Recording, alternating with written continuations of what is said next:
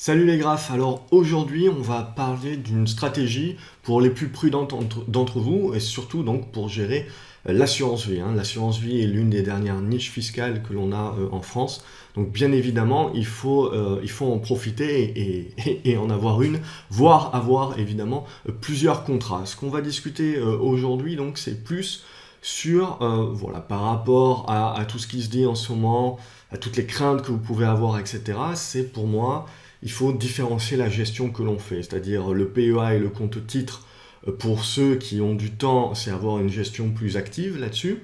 Par contre, l'assurance vie, pour moi, c'est quand voilà, on n'a pas de temps, ou même quand on en a, c'est la partie qu'on va ranger en mode pilote automatique pour pouvoir épargner, pour pouvoir investir et voir du coup son patrimoine et son bas de laine fructifier sans s'en rendre compte donc au fur et à mesure des années pour profiter des différentes des effets de levier et différentes intérêts composés notamment. Donc je vous ai fait un petit article pour structurer tout ça et on va voir ensemble donc quelle est cette stratégie là qu'il faut mettre en place le plus tôt possible bien évidemment, puisque pour profiter au maximum des intérêts composés il y a une denrée, une variable essentielle, c'est le temps, et donc plus on commence tôt et mieux c'est. Alors que beaucoup parlent de l'avènement de la plus importante crise de l'histoire, il n'est quasiment plus possible aujourd'hui de trouver une assurance vie qui accepte que vous placiez tout votre argent sur le fonds juste en euros. La grande majorité vous oblige maintenant à au moins mettre 20% de vos avoirs sur des unités de compte, c'est-à-dire la bourse, c'est-à-dire forcément du risque, et ça peut vous faire peur. Donc je vais vous présenter une stratégie justement qui vise à profiter au maximum de la bourse, mais sans prendre plus de risques que cela.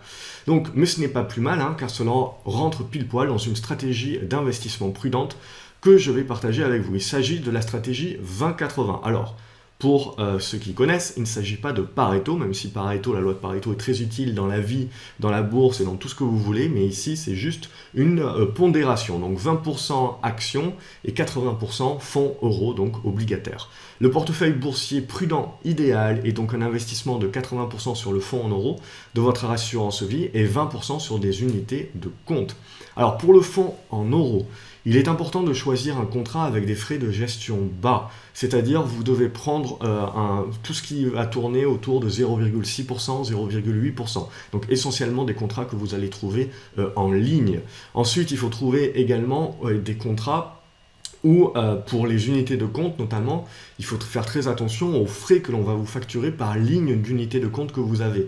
Évidemment, tout est négociable, donc n'hésitez jamais à négocier directement, mais ça c'est aussi dans votre choix de votre assurance vie et de vos différents contrats, c'est très important donc de regarder les frais de gestion, de regarder également les frais potentiellement sur virement entrant et potentiellement aussi sur virement sortant. Donc faites très attention, il faut bien évidemment pour maximiser vos plus-values et maximiser l'effet temps et sur vos intérêts composés, etc. Et donc l'argent que vous allez récupérer au bout de X années, bien évidemment, si vous réduisez les frais à leur minimum, c'est tout autant de performance en plus que vous récupérez. Donc c'est ce qu'on s'était dit également dans différentes vidéos, que finalement les gestionnaires, les fonds de gestion qui sont plutôt actifs, qui ont des frais de gestion, eux, entre 2 et 3%, voire plus, n'arrivent pas à battre en fait leur marché de référence parce que du coup ils n'arrivent pas à surperformer le marché de référence pour pouvoir compléter par rapport à leurs frais. Par rapport à un tracker qui lui a des frais qui sont entre 0,2 et 0,4%, vraiment c'est le max aujourd'hui que l'on peut trouver et que l'on peut recommander justement. Par rapport à un fonds de gestion qui lui est à 2 voire 2,5, vous avez donc déjà 2% en fait qui partent comme de performance comme ça qui partent chaque année. Donc et bien évidemment si le fonds de gestion n'arrive pas à battre et à récupérer ces 2% dans sa performance, eh ben c'est plus intéressant d'avoir un tracker qui réplique le marché que d'avoir un fonds de gestion avec des gestionnaires qui sont un petit peu plus actifs. Donc bien évidemment, ça va rentrer en ligne de compte dans notre stratégie. C'est-à-dire que si vous avez vraiment zéro temps, si vous avez vraiment pas de temps du tout, que vous voulez pas gérer ça, eh ben, c'est clair et net qu'il vaut mieux du coup prendre une OPCVM, donc prendre un fonds, chercher donc voilà sur des frais de gestion qui sont aux alentours des 2%, 2,5%, et donc autant faire se peut aller chercher de la surperformance. Donc après, si vous êtes très prudent, évidemment, on va plutôt rechercher des gestionnaires qui sont eux aussi plutôt donc, sur des grosses capitalisations, qui suivent un petit peu le marché ou qui arrivent à le battre, donc le marché d'au moins 2% pour récupérer vos frais. Si vous avez un petit peu plus de temps et que vous êtes, ou pas du tout de temps, mais que vous êtes un petit peu plus, je dirais, agressif, et ben même vous allez garder cette pondération à 20%, mais au lieu de le mettre sur une OPCVM, sur un fonds qui, on va dire, va répliquer le marché, et ben vous allez le mettre sur un fonds qui est peut-être avec un petit peu moins d'encours, mais qui va aller chercher la surperformance parce qu'il a la capacité de mettre en place des stratégies sur des petites et moyennes capitalisations. Et donc du coup, il est capable de surperformer le marché un petit peu plus facilement, bien évidemment, tant que le marché boursier monte et va bien. Donc ça, tout en gardant votre pondération 80% en fonds en euros et 20% sur des unités de compte investies en bourse, vous pouvez quand même, vous le voyez, décider d'être un petit peu plus agressif en choisissant et en sélectionnant votre fonds pour aller chercher la surperformance, soit sur des grosses caps, soit sur plus des petites caps, et donc des gestionnaires qui sont un petit peu plus, qui prennent un petit peu plus de risques et un petit peu plus agressifs et un petit peu plus actifs également dans leur gestion de portefeuille. Donc ça, c'est ce qui va nous intéresser, voilà, quand vous n'avez pas du tout de temps. Si vous commencez à avoir un petit peu de temps devant vous, c'est clair et net que derrière, voilà, vous avez la stratégie du moins de risque, vous avez la capacité donc de gérer votre portefeuille et d'acheter et de vendre, voilà, en suivant le week-end pour 10 minutes, 30 minutes par mois. Bien évidemment, au début, le temps d'apprendre, ça prendra plus de temps que ça. Mais au fur et à mesure, votre œil va s'aguerrir, vous allez comprendre ce que vous faites. Le but du jeu, voilà, c'est que ça vous prend 10 minutes à 30 minutes sur chaque week-end pour pouvoir gérer votre portefeuille. Et là, pareil, vous allez garder 80% de votre portefeuille sur du fonds en euros. Et ces 20%-là, au lieu de les mettre sur une OPCVM qui va vous facturer 2% de frais, eh ben vous allez les mettre sur un ou des trackers. Donc plus vous avez de temps, plus vous êtes actif, plus vous pouvez diversifier sur différents trackers. Je vous mettrai le lien de cet article dans la description de la vidéo et ça vous permettra également, j'avais fait un autre article où je vous recommandais des trackers qui sont non seulement éligibles au PEA, mais que vous pouvez retrouver aussi facilement dans la plupart des contrats d'assurance vie. Donc vérifiez bien aussi dans votre contrat d'assurance vie, on vous propose bien ces trackers-là. Et surtout, faites attention aux frais, parce que non seulement vous allez payer les frais de gestion du tracker, qui eux sont pas très chers, en règle générale entre 0,2 et 0,4%, mais en plus de ça, votre contrat d'assurance vie peut vous facturer donc des frais de gestion qui sont comme des droits de garde en fait en fonction du nombre de lignes d'unités de compte que vous avez. Donc n'hésitez pas à négocier et surtout évidemment il faut tendre vers le zéro puisque tous les frais que vous avez en plus, eh ben, c'est autant de performances que vous n'avez pas à la fin de l'année. Et au bout de 10 ans, au bout de 20 ans, à cause et non plus grâce aux intérêts composés, ça peut faire quand même une grosse somme. Donc ne sous-estimez pas le moindre petit pourcentage de frais. Si vous l'enlevez maintenant, dans 20 ans, il aura de grandes répercussions. Donc il ne faut absolument pas hésiter là-dessus. Donc si vous avez un petit peu plus de temps, voilà, on va s'orienter vers du tracker monde notamment. Donc personnellement, moi j'utilise un tracker, c'est le CW8 pour son code, et c'est un tracker Amundi, donc qui va répliquer la performance de l'ensemble du marché boursier mondial pour des frais donc qui sont à 0,35% pour celui-ci. Alors vous pouvez avoir des frais derrière si vous allez sur un tracker Europe. Il y a un Vanguard qui est à 0,2%. Si vous avez un tracker S&P 500 par exemple aussi, lui il va être également à 0,2%, 0,15 même je crois. Donc voilà, vous pouvez également compiler les choses, éviter d'avoir trop de trackers finalement qui vont vous rajouter des frais supplémentaires alors qu'ils vont répliquer plus ou moins les mêmes marchés et donc plus ou moins les mêmes valeurs, donc ça fait des doublons et ça ne fait qu'en fait, plutôt que de vous rajouter de la performance, en fait, ça vous rajoute des frais, donc ça sert à rien. Donc pour moi, moins vous avez de temps, plus c'est intéressant, voilà, de s'orienter soit vers un fonds qui est capable de surperformer le marché année après année, soit directement sur un tracker, et notamment un tracker monde. Et donc là, voilà, vous avez 80% de votre portefeuille en assurance vie qui est sur le fonds en euros, donc qui est sécure, et vous allez chercher un petit peu de surperformance avec vos 20% en actions qui sont eux sur un tracker monde. Alors comment on le met tout ça en pilote automatique? Eh ben c'est simple, en fait vous faites des virements automatiques tous les mois et vous allez, de cette manière-là, vous allez, sans vous en rendre compte, en fait vous allez épargner. De la même manière que quand vous prenez un crédit immobilier, en fait, vous vous astreignez mois après mois à rembourser ce crédit immobilier et en fait sans vous en rendre compte, vous vous enrichissez en fait parce que bah, du coup vous vous poussez à devoir rembourser cet argent-là comme si en fait vous l'investissiez. Alors là c'est encore mieux parce que dans l'immobilier il y a toujours de la maintenance, etc. J'aurai l'occasion d'en reparler dans une autre vidéo de ce que j'en pense et je pense justement que c'est beaucoup plus intéressant de s'astreindre à épargner en investissant et donc en allant chercher de la performance, en allant chercher donc de la plus-value, éventuellement du dividende, en réinvestissant évidemment tous les gains, en réinvestissant aussi tous les dividendes pour profiter au max des intérêts composés. Et surtout, pourquoi? Parce que la valeur de votre investissement, voilà, elle va grimper année après année et c'est pas comme un investissement immobilier où de temps en temps, il va falloir remettre un coup de peinture et donc remettre, ça va vous coûter à chaque fois des frais supplémentaires. Donc il faut toujours un petit peu rendre la mariée un petit peu belle avec un investissement en immobilier, ce qui réduit donc du coup la rentabilité, alors qu'avec un investissement en bourse, que ce soit sur de l'obligataire ou sur des actions, voilà, tout l'argent que vous remboursez, eh ben, il est réinvesti complètement, hein. Et donc ça, c'est là où justement c'est intéressant parce que vous créez du coup un cercle complètement vertueux. Et ça, voilà, vous n'avez pas besoin de beaucoup de temps, vous le mettez en pilote automatique, donc en fait vous créez un virement automatique, hein.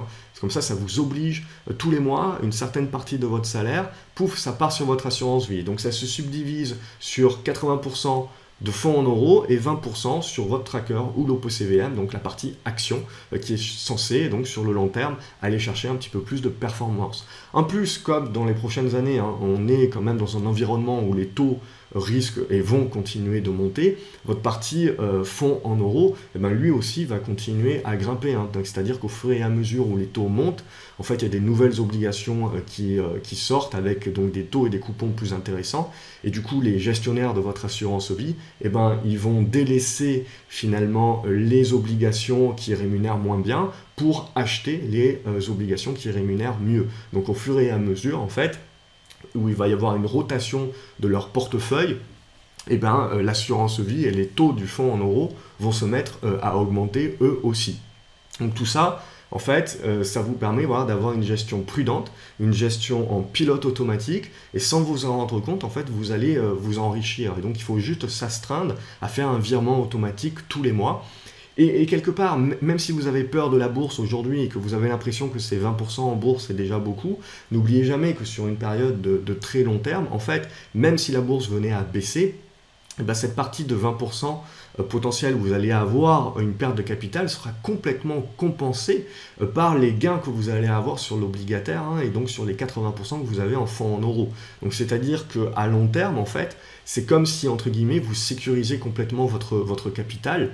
Et donc, à long terme, vous êtes clairement gagnant, hein, puisque, en effet, la bourse, il y a toujours des mouvements baissiers qui vont durer 1 an ou 2 ans, mais si on prend sur du très long terme, et là on parle d'une assurance vie, donc on parle au minimum d'un investissement de 8 ans, et ben forcément, on est quand même sur une moyenne de gains sur la partie bourse de 7%.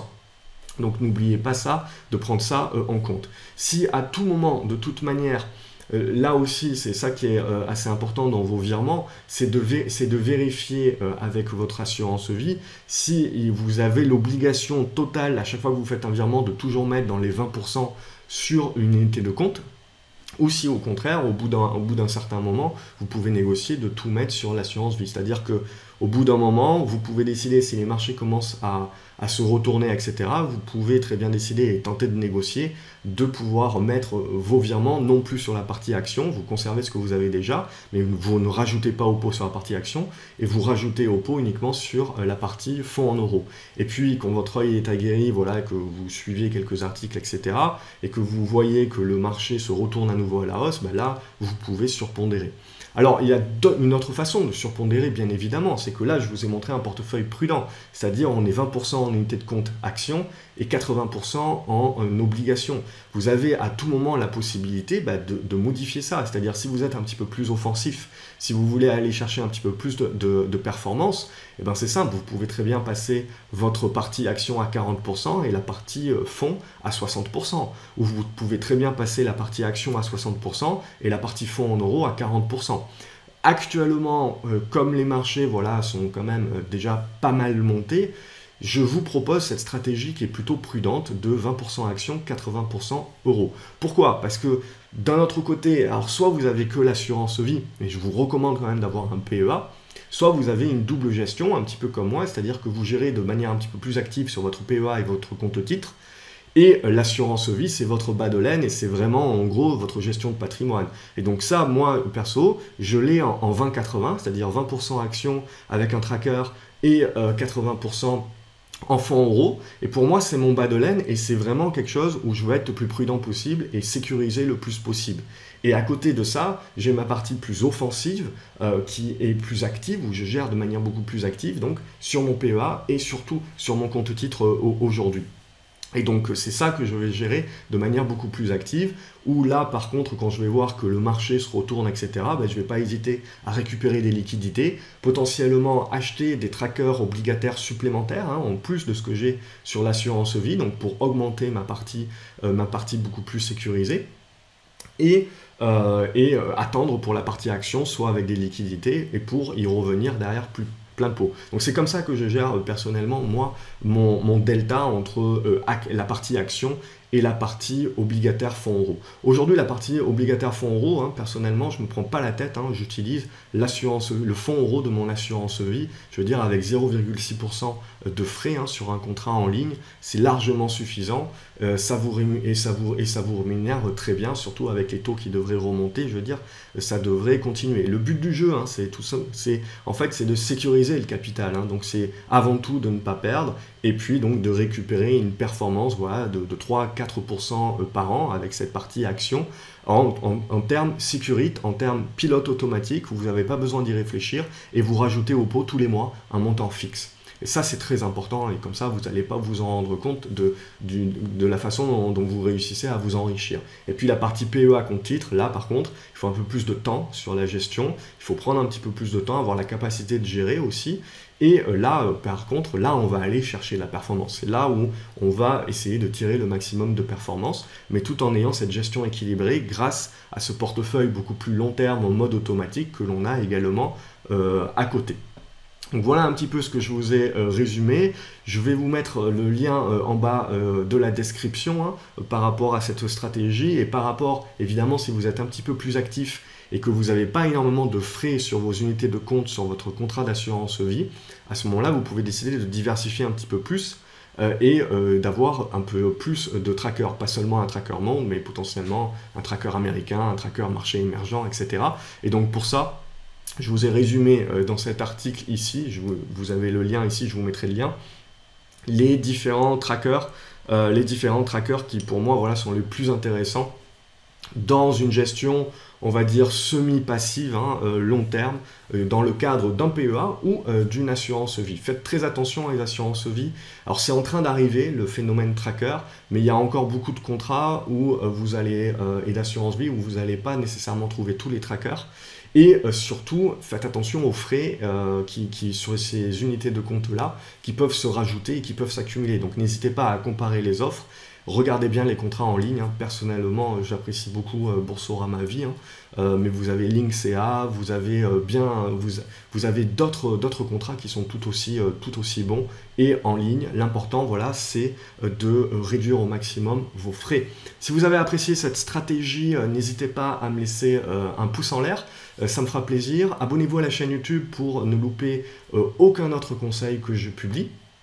Et quant à moi, je vous dis donc à la prochaine vidéo de conseil. Merci d'avoir regardé et donc à la prochaine. Salut les graphes!